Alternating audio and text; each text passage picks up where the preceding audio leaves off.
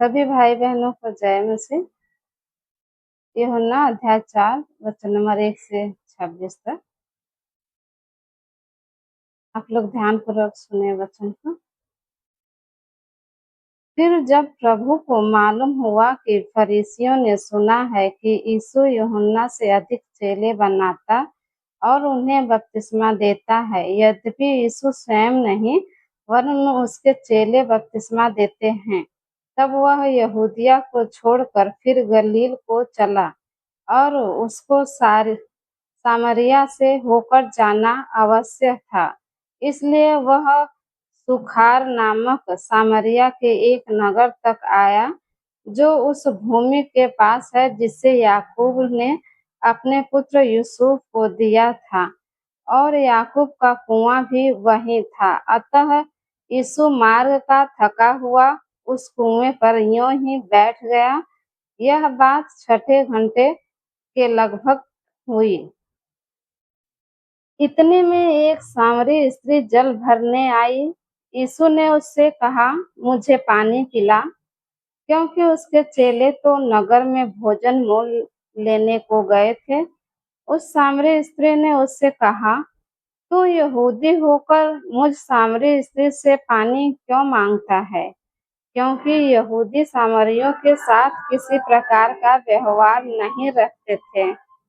यीशु ने उत्तर दिया, यदि तू परमेश्वर के वरदान को जानती और यह भी जानती कि वह कौन है जो तुझसे कहता है, मुझे पानी पिला, तो तू उससे मांगती और वह तुझे जीवन का जल देता।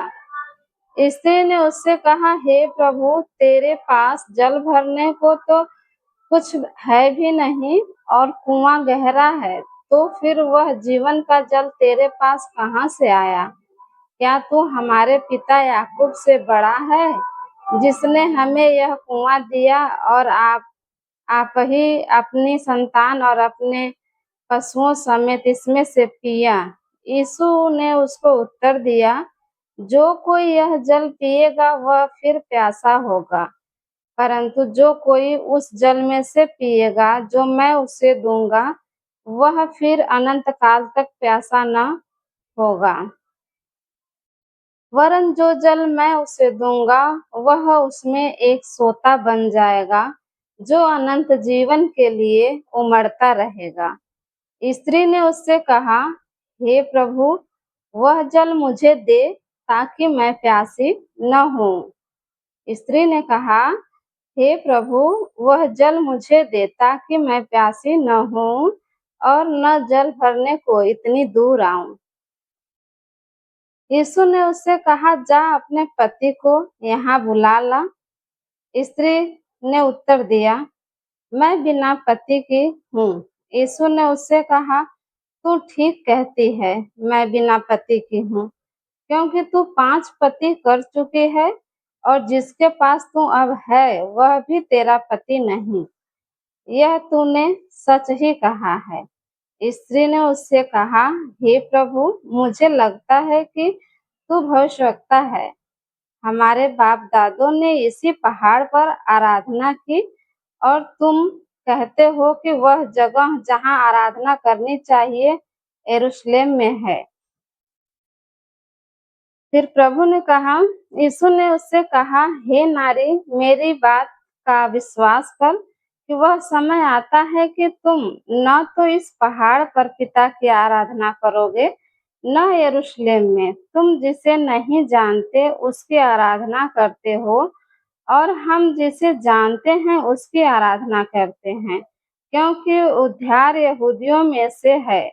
परंतु वह समय आता है, वरन अब भी है, जिसमें सच्चे भक्त पिता की आराधना आत्मा और सच्चाई से करेंगे, क्योंकि पिता अपने लिए ऐसे ही आराधकों को ढूंढता है। परमेश्वर आत्मा है, अवश्य है कि उसकी आराधना करने वाले आत्मा और सच्चाई से आराधना करें। स्त्री ने उससे कहा, मैं जानती हूँ कि मसीह जो ख्रिस्त कहलाता है आने वाला है। जब वह आएगा तो हमें सब बातें बता देगा। यीशु ने उससे कहा, मैं जो तुझसे बोल रहा हूँ वही हूँ। यीशु ने उससे कहा, मैं जो तुझसे बोल रहा हूँ वही हूँ। धन्यवाद। आमीन।